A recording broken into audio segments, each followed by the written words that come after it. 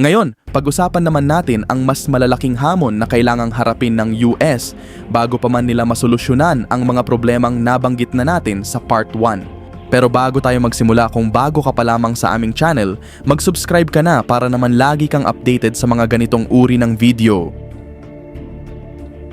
The Outer Walls. Kayang gambalain ng Iran ang anumang tangkang paglusob ng US sa Kharg Island. Pwede silang magpakawala ng bombardment, magsagawa ng mga raid at umatake sa iba't ibang paraan laban sa mga tropa ng US sa sandaling makaposisyon na ang mga ito sa isla. Pero ang dalawang layer ng depensa na iyon, haharapin pa lang ng Amerika kapag nakarating na sila sa Kharg Island. Dahil bago pa iyon, may isa pang mas malaking hadlang, ang Strait of Hormuz, ang iba pang kalapit na isla ng Iran at mismong mainland ng bansa. Mamaya, tatalakayin pa natin ng mas detalyado ang komposisyon ng puwersa ng US. Pero sa ngayon, malinaw na kung ano ang kanilang ihahain sa laban. Magde-deploy ang US ng Airborne Assault Units, mga paratroopers. Kasama rin ang Special Operations Forces at mga bihasang helicopter pilots. Pero ang pangunahing lakas ng kanilang pag-atake ay manggagaling sa dalawang Marine Expeditionary Units na sakay ng amphibious assault ships papunta sa rehiyon. Pagdating nila, malamang na magsasagawa sila ng beach landing. Iyan ang kanilang training, iyan ang disenyo ng kanilang mga barko, at iyan ang misyon na handa nilang gawin.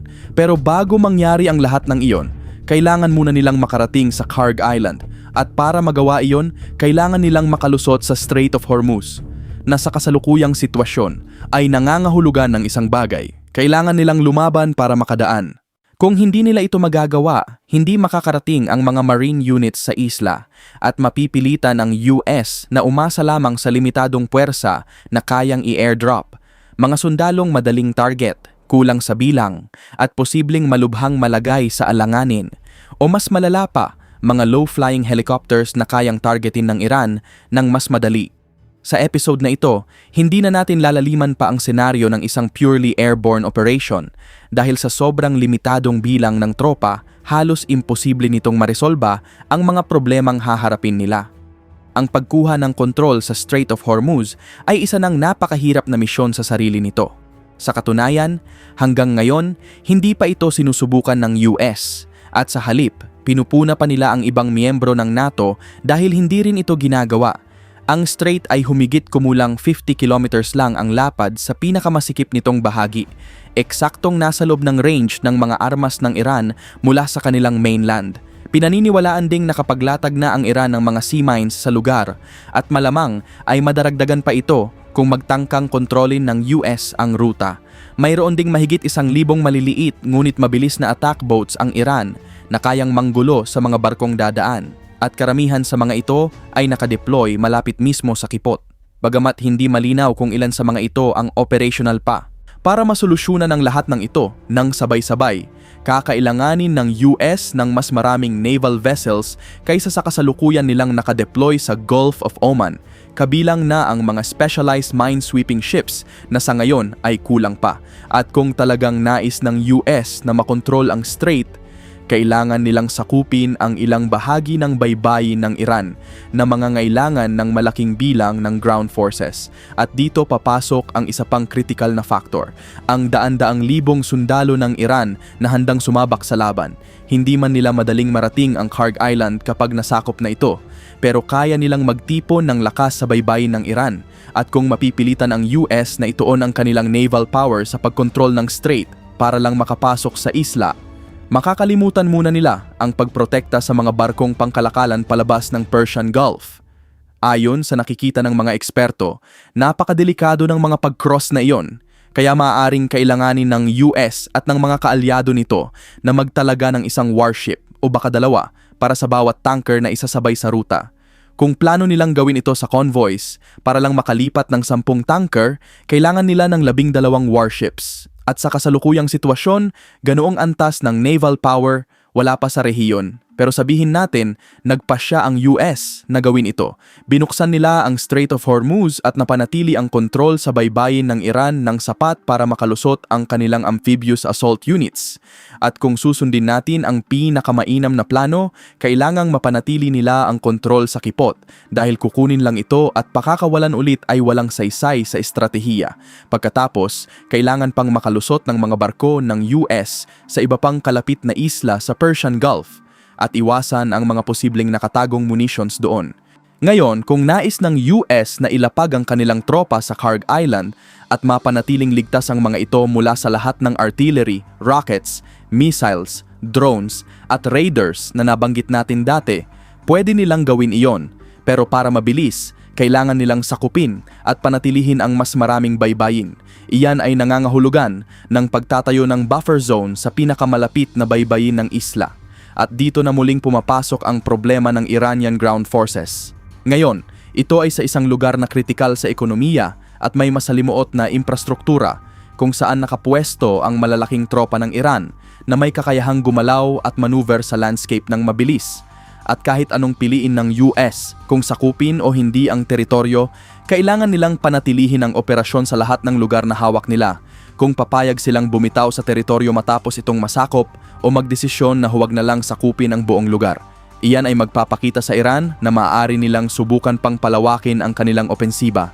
Dahil kung hindi kayang hawakan ng US ang Strait of Hormuz, ang kalapit na mga isla, Kharg Island at mga baybayin malapit sa kipot. Makikita ng Iran na baka hindi kayang abutin ng Amerika ang ganoong lawak o baka hindi rin nila gustong subukan. The attacking force. Marahil may ilan sa inyo na nagtatanong, bakit parang minamaliit natin ang hukbong Amerikano? Tandaan, habang hindi man nila ipinakita ang galing sa nation building, ang puwersa ng Amerika ay sobrang bihasa sa opensiba. Ang air power nila, pinakamahusay sa buong mundo. Ang naval power nila, pinakamalakas sa buong mundo. At sino man na magtatangkang harapin ang mga Marines sa isang amphibious operation, malinaw na hindi nila alam kung sino ang mga Marines. Ngunit ang totoong limitasyon para sa Estados Unidos, hindi ang kakayahan nila. Ang problema, ang dami ng tropa na nasa kamay nila para isakatuparan ito. Pagdating sa military occupations, malaki ang epekto ng bilang. At sa kasalukuyan, ang mga US ground forces na papunta sa Middle East, hindi sapat ang numero para harapin ang isang operasyon na ganito. May sapat na tropa upang sakupin ang Kharg Island kung ang isla lang ay umiiral sa isang perpektong vacuum, walang ibang banta sa paligid, pero iyon ay hindi ang realidad. At para pilitin ng US ang daan sa Strait of Hormuz nang hindi talaga ito nasasakop, tapos kunin lang ang Kharg Island habang hindi pinapansin ang mga banta sa kalapit na rehiyon, sobrang delikado iyon. Tulad ng nabanggit natin, ang bulk ng puwersang US ay nakapaloob sa dalawang Navy Amphibious Ready Groups at Marine Expeditionary Units na sakay sa bawat isa. Ang dalawang grupong barko na ito ay nagdadala ng hindi bababa sa 3,000 Marines at maaaring mas malapit sa 5,000 kasama na rin ang libu-libong Navy sailors na nagpapatakbo ng mga barko. Ang unang Marine Expeditionary Unit ay malamang na nandun na sa rehiyon sa oras na maipalabas ang episode na ito. Pero kung nakikita mo man ang episode na ito, ibig sabihin, hindi pa rin sila umatake. Ang ikalawang grupo ay inaasahang darating bandang April 8 kung kailan kailangang magdesisyon ang US. Patuloy na maghintay o simulan ng buksan ang daan patungong Persian Gulf. Kasama rin sa ruta ang 82nd Airborne Division, humigit kumulang 1,500 paratroopers na mahigpit na nag-ensayo para sa mabilisang deployments sa loob ng kaunting teritoryo na may layuning sakupin ang mga contested na lugar sa likod ng linya ng kalaban. Ngunit ang mga kasalukuyang miyembro ng 82nd ay hindi pa kailanman nakipaglaban sa totoong parachute jump simula noong 1989 sa invasion ng Panama. Magaling sila pero light units lamang sila.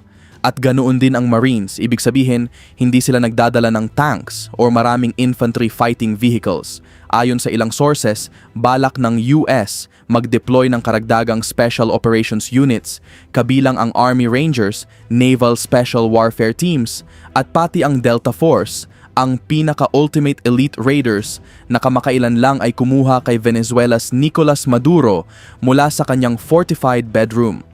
Posible rin silang magpadala ng Night Stalkers, mga bihasa at espesyal na helicopter pilots para sa pinaka-risky na insertion at extraction operations. Ngunit sa kabuuan, kung sobrang optimistic tayo sa bilang ng tropa na ipapadala, humigit kumulang 8,000 ground troops lamang mula sa iba't ibang sangay ng militar, bawat isa ay mataas ang halaga, bihasa at mahal ang investment.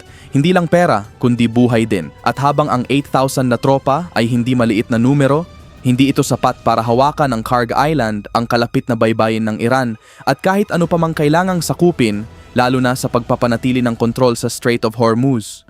Ang 8,000 na tropa ay higit na sapat para kunin ang isla mismo. Ngunit kung kukunin lang ang isla, magpapadala ang US ng 8,000 na napakahalagang sundalo sa isang napakaligtas at exposed na lupain. Kung ipadadala ang mga tropang ito sa baybayin ng Iran para sa isang misyon na sa unang tingin ay magpapalakas ng seguridad sa Kharg Island, ang dami ng baybayin na kailangan nilang sakupin at ipagtanggol laban sa libu-libong Iranian ground troops na posibleng lumitaw at tutol sa kanila ay masyadong malaki. At wala ring kasamang alyado ang Amerika. Malinaw na ipinahayag ng mga bansa sa NATO na hindi nila balak ilagay ang kanilang mga tropa sa panganib para sa digmaang ito. Ganon din ang sitwasyon sa mga bansa sa Indo-Pacific. Kung kaya ng US na sakupin ang Strait of Hormuz at panatilihin ito ng sapat na panahon para sa isang NATO naval coalition na pumalit sa kanila sa isang maayos na sitwasyon, baka makagalaw ang tropa ng Amerika sa ibang lugar. Pero ngayon, pinag-uusapan natin ang timeline na maaaring umabot ng ilang linggo, kung hindi man buwan. Wala rin sapat na tropa ang Israel para tumulong. Ang bansa ay abala sa pagsakop sa Southern Lebanon habang pinananatili ang kontrol sa Gaza, pinapangalagaan ang West Bank, pinapatakbo ang air campaign laban sa Iran, at pinoprotektahan ang iba pang teritoryo laban sa lumalabas na banta. Inamin ng kanilang mga military leader na wala silang labis na tropa na pwedeng ipadala para tumulong sa Marines sa Kharg Island. Maaaring mas willing ang Gulf states, pero sa mataas na bilis at multidimensional na kapaligiran ng banta, hindi sila makakasabay. Bukod pa rito, abala rin ang mga Gulf states sa inevitable na malawakang retaliatory strikes ng Iran direkta sa kanilang energy infrastructure, populasyon at posibleng pati mga desalination plants. Kahit ang pagsakop sa Kharg Island mismo, hindi kasing dali ng tunog nito. Dito may libu-libong residente pa rin, at habang ilan sa kanila ay bahagi ng militar ng Iran, karamihan ay hindi. Ibig sabihin, kung sakaling sakupin ng US ang Kharg Island, kakailanganin din nilang kontrolin ang civilian population na nangangailangan ng intensive, round-the-clock guard at monitoring mula sa tropa na naroon. At sa laki ng populasyon, may panganib na makalusot ang Iranian fighters sa mga internment camps na itatatag. Nangangailangan ng karagdagang tropa para sa security screenings, rapid response, at para punan ang mga nawawala dahil sa ambush o lone gunmen. At iyon ay isa pang problema na pwede lamang lutasin sa pamamagitan ng pag-alis ng tropa mula sa limitadong bilang ng 8,000 na nasa ground kung generous tayo sa bilang. Sa pagtatapos ng seksyon na ito, mahalagang banggitin, ayon sa Wall Street Journal, may balak ang Washington na magpadala ng karagdagang 10,000 ground troops sa Middle East upang tumulong sa isang Kharg Island seizure o katulad na operasyon. Ang mga tropang ito ay maaring may dalang heavy armored vehicles. Bagaman hindi pa nakumpirma noong isinulat ang episode, kung nakarating na ang tropa sa oras na panoorin mo ang episode, makikita mo ito sa iba't ibang news outlets. Kahit na makadagdag ng 10,000 na tropa, may dalawang pangunahing alalahanin.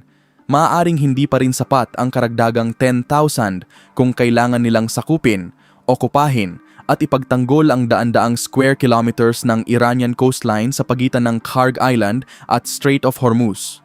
Napakalawak ng lupain na kailangang kontrolin, lalo na at may daan-daang libong Iranian foot soldiers na patuloy na papalapit sa kanilang posisyon. Sa laki ng puwersa at sa limitasyon ng aerial at sea transport capabilities ng Amerika, aabutin ng ilang linggo bago maihanda ang tropa, maipadala sa Middle East at mailagay sa labanan. Posible ito at makakatulong ang karagdagang 10,000 na tropa, pero mahirap tukuyin kung gaano ito kalaki ang magiging epekto, at narito ang panganib ng labis na kumpiyansa.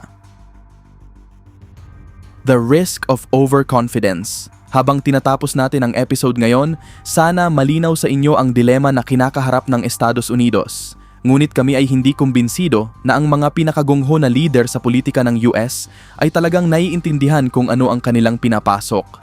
Sa White House na ito, laging may layer ng tough talk sa bawat usapan.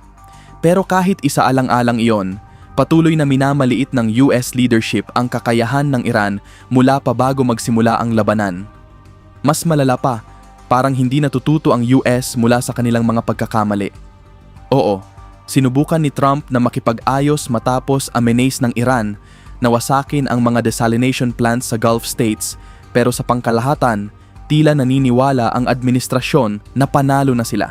Sa scoreboard, maaaring mas mataas ang puntos ng US at Israel kaysa Iran. Pero ito ay digmaan, hindi laro. Para sa Iran, ang tagumpay ay kaligtasan. Ang scoreboard ay walang saysay hanggat nakatayo pa rin ang Islamic Republic at mananatili ito kahit tuluyang masira ang Kharg Island. Sa aming estimate, walang bansa ang tunay na pipiliin na sakupin ang Kharg Island sa ground invasion sa ganitong sitwasyon kung naiintindihan ang katotohanan iyon. Subalit, ayon sa US administration, tila naniniwala si Trump at ang kanyang mga kasama na makakamit nila ang kanilang interes sa ground invasion ng Kharg Island. Naniniwala sila na ang tinatawag nilang final blow sa Iran ay pipilitin ng rehimen na makipagnegosasyon sa terms na pabor sa Amerika. Pinipilit sila ng Israel na ipagpatuloy ang labanan hanggat maaari at pinipilit sila ng Gulf states na pahinain ang kakayahan ng Iran ng husto upang hindi na muling maging banta.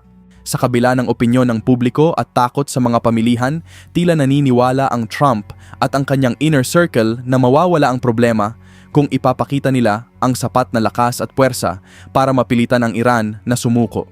Ang lohika nila ay nakabase sa malalim na paniniwala sa kapangyarihang militar ng Amerika at sa strategic brilliance nito na para sa kanila ay isang karapat-dapat na expectation kaysa advantage na matagal nang pinanatili.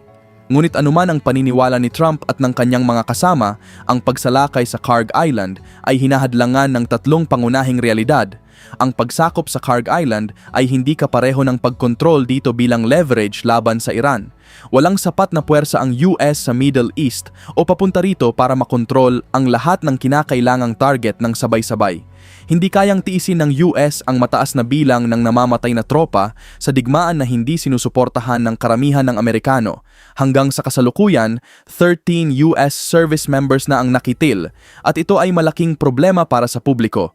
Ang pagkuha ng Kharg Island kasama ang iba pang bahagi ng Iranian coastline gamit ang 8,000 na tropa o kahit 18,000 ay magdudulot ng 10 beses na mas maraming casualties kung maswerte pa. Hindi kayang tiisin ng US ang mataas na bilang ng nakikitil na tropa nang hindi nagiging politically untenable ang digmaan. Alam ito ng Iran. At sa sandaling makuha ng Iran ang footage ng mga nakikitil na Marines at paratroopers sa Iranian soil, ipapakalat ito sa lahat ng paraan para ipakita ang totoong halaga ng digmaan sa publiko. Walang sino man sa digmaan ang may intensyon na makipaglaro ng patas. At kapag naglaro ng dirty ang Iran, iyon ang magiging itsura nito. Kailangan nilang tanggapin ang mataas na casualty rate. Kung ang US invasion sa Kharg Island ay ganito kakulang sa plano at sa execution, ang Estados Unidos ay papasok sa isang bitag kung saan pwede itong i-bled dry at pilitin na sumuko sa Tehran. Matindi man ito para sa ilan nating American viewers, pero ito ang katotohanan. Nagbago na ang digmaan at napakahusay ng Iran sa ganitong uri ng warfare para asahan na ang invasion ng Kharg Island ay magtatagumpay ayon sa iniisip ni Donald Trump.